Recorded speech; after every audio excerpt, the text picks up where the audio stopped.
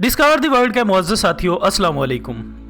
नाज़रीन इकराम, तारीख में जहां सियासी उतार चढ़ाव और इक़्तिदार की हवस और लालच के किस्से मर्दों से वाबस्ता मिलते हैं, वहीं तारीख में कुछ ऐसी अजीबोगरीब और सहर अंगेज सलाहियतों की मालिक औरतें भी गुजरी हैं जिन्होंने अपने शोहरा आफाक हुस्न का फ़ायदा उठाते हुए कई बड़ी बड़ी सल्तनतों को ज़वाल पजीर बना दिया। इन्हीं में से एक नाम क्लीयोपेत्रा नामी मिस्र की एक मलका का भी है। जी हाँ दोस्तों, कदीम मिस्री तारीख में क्लीयोपेत्रा नाम की 7 मलका गुजरी हैं, जिनमें से सबसे ज़्यादा शोहरत 7वीं मलका ने हासिल की, जिसकी वजह इसका बेपनाह हुस्न और पुरवकार शख्सियत थी और 7वीं मलका होने की वजह से इसे क्लीयोपेत्रा हफ्तम भी कहा जाता था।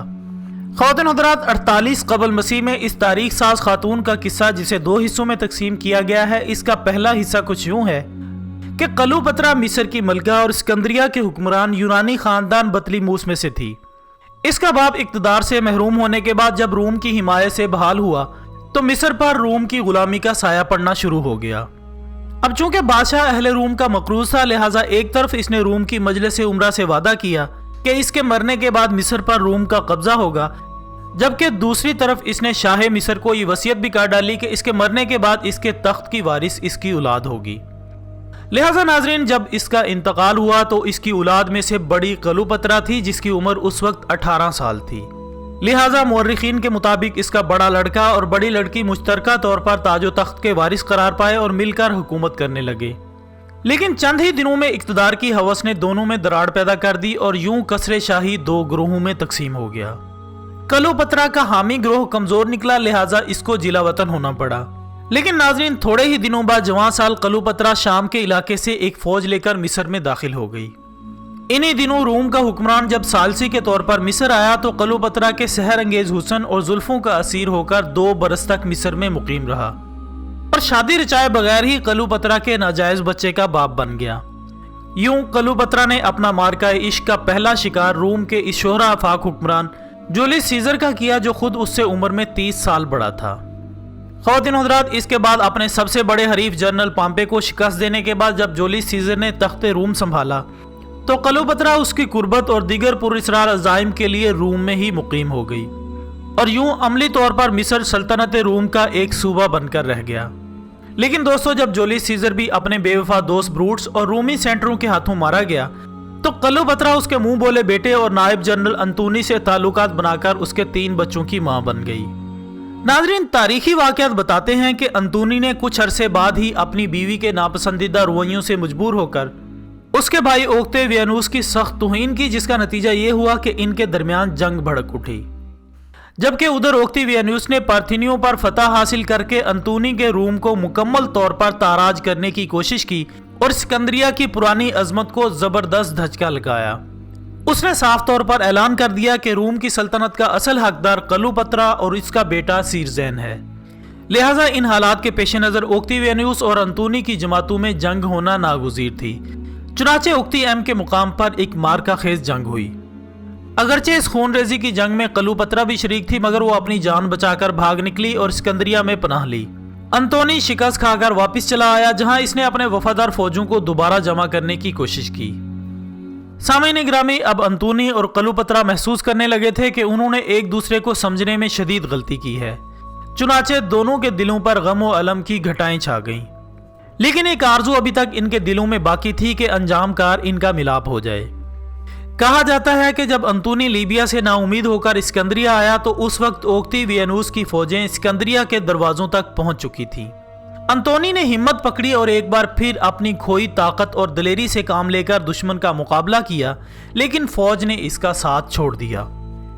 लिहाजा वो बिल्कुल तन्हा दिल में हजारों हसरतों का खून लिए महल में आया तो इक़्तिदार की हवस लिए क्लीयोपेत्रा ने एक चाल चली, जिसके मुताबिक अंतोनी के कासिद ने खबर दी कि क्लीयोपेत्रा ने खुदकुशी कर ली है।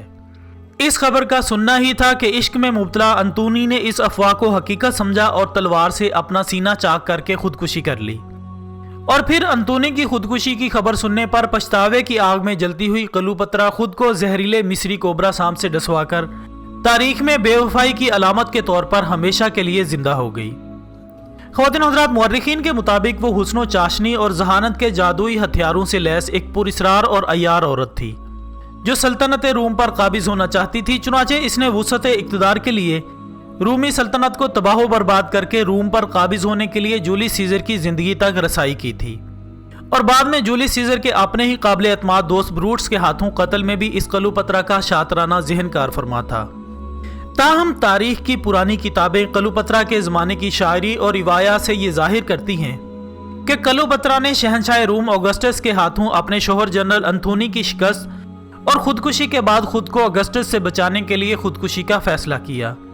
کلوپترا کو اس کے جان نثاروں نے چوری چھپے زہریلا کوبرا سانپ مہیا کیا، جس سے اس نے ڈسوا کر خود کو ہلاک کر لیا۔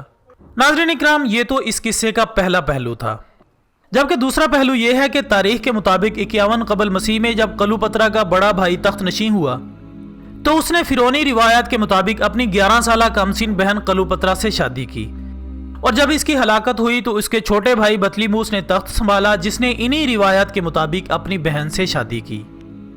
دوستو، اس وقت کلوپترا 18 سال کی بھرپور جوان اور خاوند 13 سال کا نابالغ بچہ تھا۔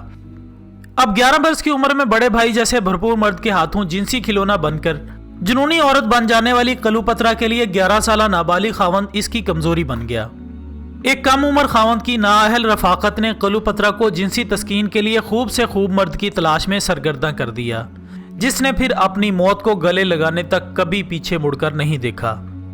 کہا جاتا ہے کہ کمسن بطلیموس کے اقتدار کا دور پرشوب اور امور مملکت پر گرفت انتہائی کمزور تھی، لہٰذا اس نے اپنے درباری عمرہ کی مدد سے موز اور بیوی کلوپترا کو مصر چھوڑ کر شام میں پناہ لینے پر مجبور کر دیا۔